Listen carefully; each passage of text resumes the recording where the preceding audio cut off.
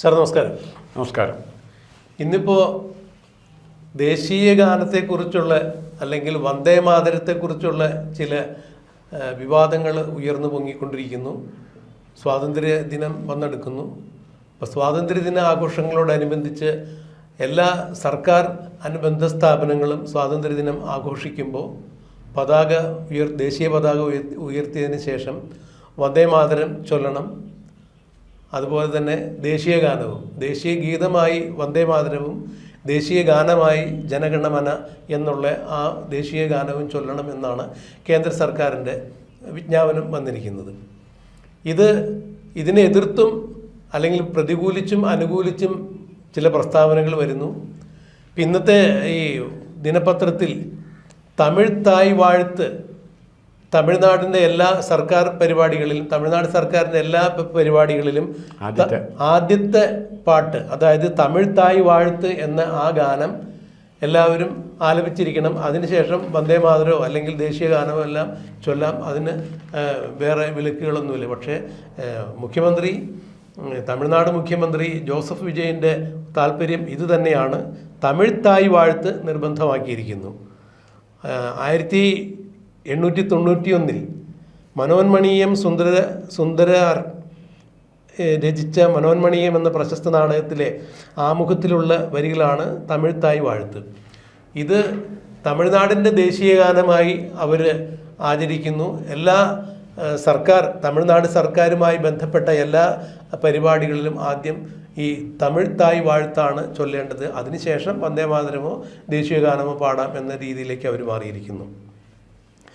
അങ്ങനെയെങ്കിൽ ഓരോ സംസ്ഥാനങ്ങളും, ഇന്ത്യയിലെ ഓരോരോ സംസ്ഥാനങ്ങൾക്കും തനത് സംസ്കാരത്തിൻ്റെതായ തനത് പാരമ്പര്യത്തിൻ്റെതായ ചില മൂല്യങ്ങളും ചില ഗാനങ്ങളുമെല്ലാം ഉണ്ടാകും.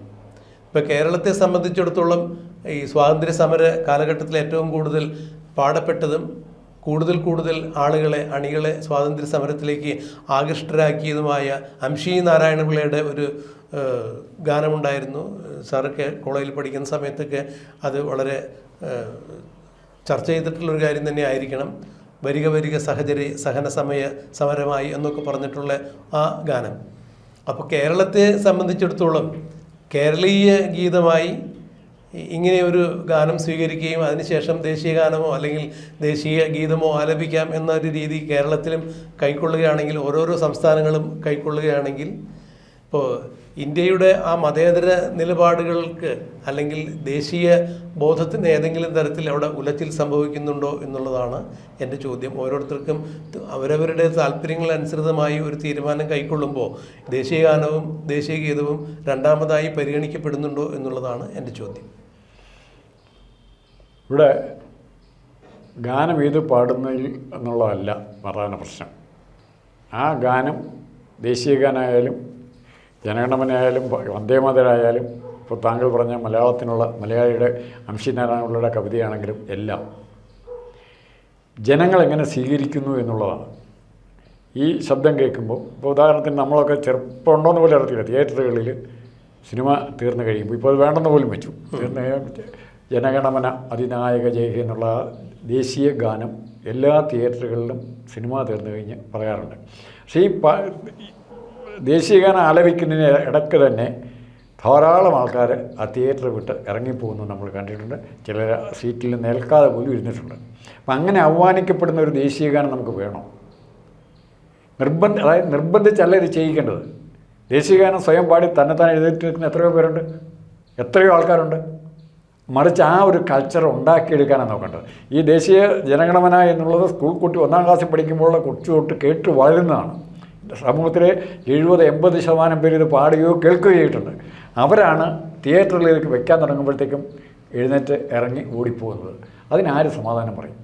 അത്രയ്ക്ക് മാത്രം അവഗണിക്കാൻ, ചവിട്ടിത്തേക്കാൻ മാത്രം ജനഗണമനയും വന്ദേ മാതരത്തിനെ ഇട്ട് കൊടുക്കണമെന്നാണോ ഇതിനു വേണ്ടി വാശി പിടിക്കുന്നവർ ആഗ്രഹിക്കുന്നത്? അല്ല, തീർച്ചയായും ഈ ദേശീയ പതാകയും ദേശീയ ഗാനമൊന്നും ഒരു കാരണവശാലും അവഹേളിക്കാൻ പാടില്ല. ആ അവഹേളനത്തിന് കൂട്ടുനിൽക്കാൻ പൗരബോധമുള്ള ഒരു ഭാരതീയനും സാധ്യമല്ല. അപ്പോൾ അതുകൊണ്ട് തന്നെ സാറ് പറഞ്ഞതിലൊരു ചൂണ്ടിക്കാണിച്ചതിലൊരു കാര്യം എന്ന് വെച്ചാൽ, ഇപ്പോൾ സിനിമാ തിയേറ്ററുകളിൽ അല്ലെങ്കിൽ അതുപോലുള്ള പൊതു ചടങ്ങുകളൊക്കെ കഴിയുമ്പോൾ ദേശീയ ഗാനം ആലപിക്കുമ്പോൾ ഈ ദേശീയഗാനം കേൾക്കുമ്പോൾ നമുക്ക് ദേശസ്നേഹമാണ് ഉണരുന്നത്. അപ്പോൾ നമ്മുടെ രാജ്യം, മാതൃഭൂമി, ആ ഒരു ദേശസ്നേഹത്തോടു കൂടി നമ്മൾ മാതൃഭൂമി വന്ദിക്കുന്നു, ആ ദേശഭക്തി ഗാനം എന്ന രീതിയിൽ നമ്മുടെ ദേശീയ ഗാനത്തെയും നമ്മൾ കാണുന്നു.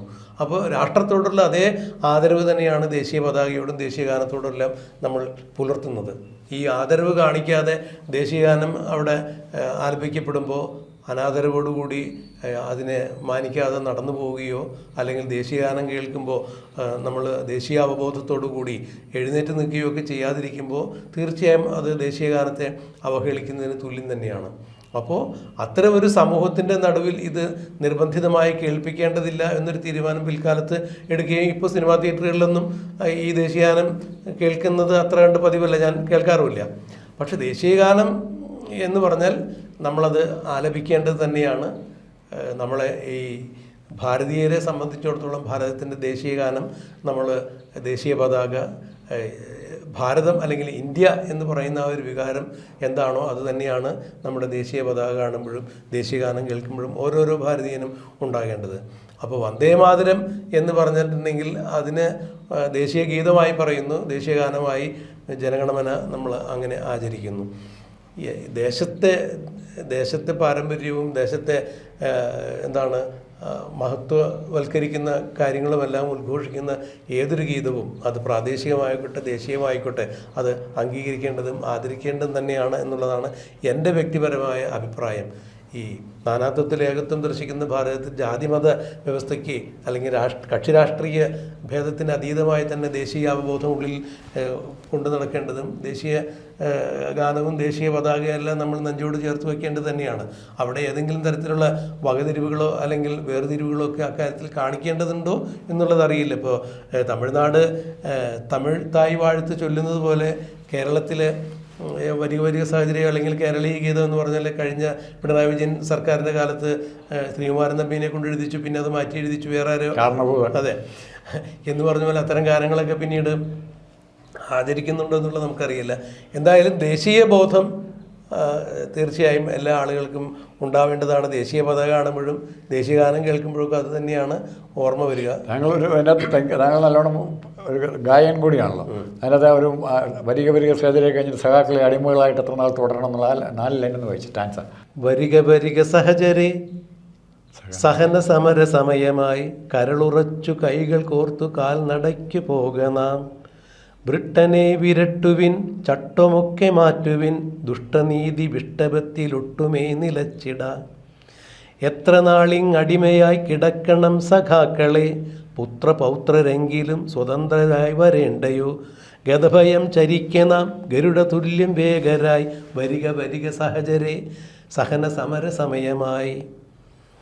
ഇത് കേൾക്കുമ്പോൾ ഇന്നിപ്പോൾ നമ്മൾ ഓരോരുത്തർക്കും സ്വതന്ത്രമായി ചിന്തിക്കാനും സ്വതന്ത്രമായി വഴി നടക്കാനും സ്വതന്ത്രമായി ജീവിക്കാനും ഒക്കെ ഒരു വെടിയേറ്റു മരിച്ച ഒരു പറ്റം ആളുകളുണ്ട്.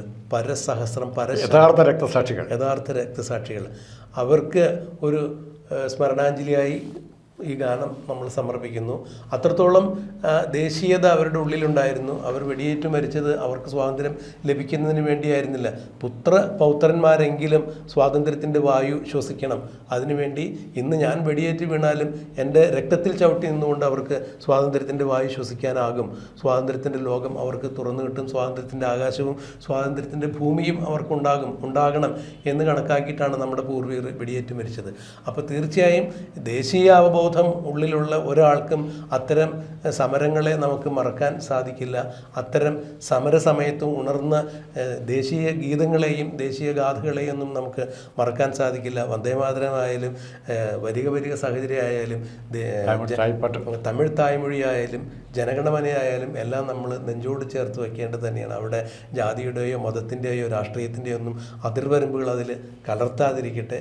വീണ്ടും നമ്മളുടെ ഒരു പുതിയ സ്വാതന്ത്ര്യ ദിനം കൂടി വന്നെത്തുന്നു. അന്ന് നമുക്ക് എല്ലാവർക്കും കൈകോർത്ത് അഭിമാനത്തോടു കൂടി ഒരുമിച്ച് നമുക്ക് വരിക സഹചര്യ പാടാം.